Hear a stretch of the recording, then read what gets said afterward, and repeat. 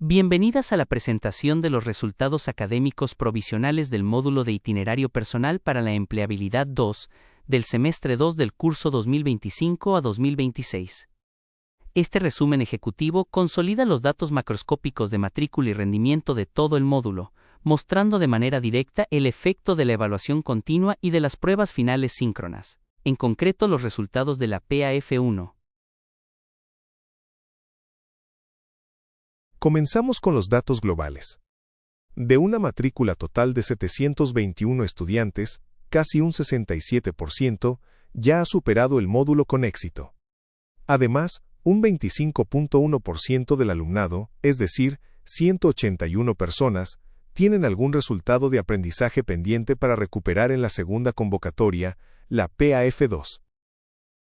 El análisis de las calificaciones revela que la prueba PAF1 está académicamente bien dimensionada. El alumnado que ha realizado un seguimiento adecuado de la evaluación continua supera la prueba sin dificultad, hecho que desplaza el foco de atención hacia la participación. Hay que encender una alarma en los 56 alumnos aptos en la evaluación continua a lo largo del semestre que no asistieron a la prueba síncrona PAF1. Esto puede representar la principal pérdida académica del módulo. Una de las datos más relevantes de este semestre es el impacto de la prueba síncrona, la PAF1. Aunque hubo una participación de 558 alumnos, el rendimiento ha sido prácticamente perfecto. Un 98% de los presentados han aprobado. Esto nos demuestra que la prueba está muy bien dimensionada académicamente para el estudiantado que sigue la evaluación continua. De este modo se convierte en una prueba de validación más que en un examen de todo o nada, aspecto que es muy coherente con las solo 17 horas que representan los RA3 y 4 en el conjunto del currículo de IPO2. Esta diapositiva nos muestra mucha información relevante a tener en cuenta, aunque deberemos esperar al final de la PAF2 para tener una visión completa del semestre.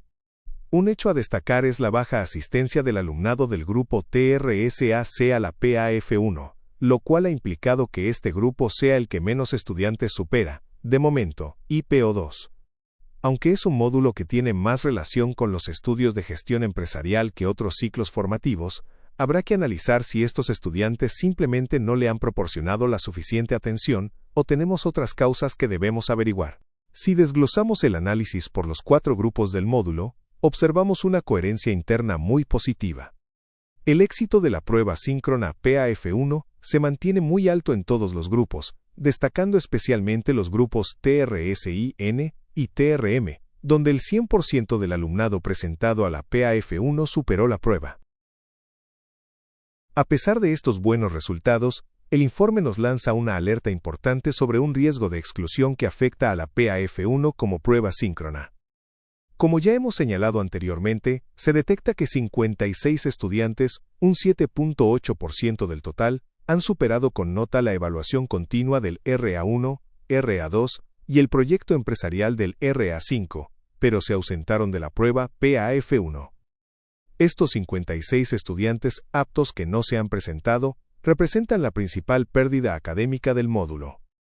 Ahora, nuestro objetivo prioritario es averiguar si esta desvinculación final es por una falta de información o bien si es una decisión planificada para ir directamente a la segunda convocatoria PAF2. Gracias por vuestra atención y seguimos trabajando para el éxito de nuestro alumnado.